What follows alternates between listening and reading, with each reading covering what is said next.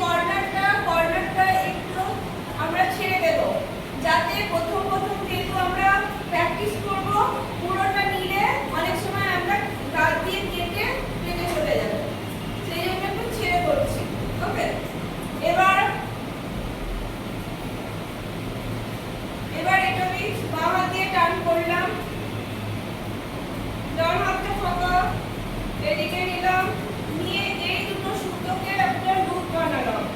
এবার বলো, এই যে আমি পাঁচটা বানিয়েছি, এটা কতবার বানাবো? 5 থেকে 7। 5 থেকে 7 অলরেডি দুবার হয়ে গেছে। 3 4 5 6 7 হলো। এবার এই দুটো এক সরলরেখায় রাখবো, রেখে এই যে থাম, এই থামটা দিয়ে এখানে আমি চাপবো, আর এইখানে দেখো একটা আঙুল আমি বাইরে রেখেছি, সেটা লিটল ফিঙ্গার। বাদ বাকি 4টে আঙুল আমার এই লুপের মধ্যে আছে, এটাকে কি বলে? লুপ। ঠিক আছে, এই লুপটা বানিয়ে এই লুপের মধ্যেই আমার হেয়ারটা থাকবে।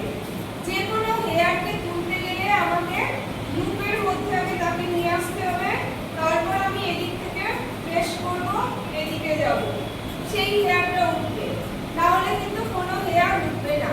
আর একটা কি, যেদিকে আমার হেয়ারের ডাইরেকশন আছে, মানে যেদিকটা হেয়ার আছে তার সেদিকে আমি নিয়ে যাব, বাট তুলবো অপোজিটে, না হলে তো উঠবে না, তাই তো?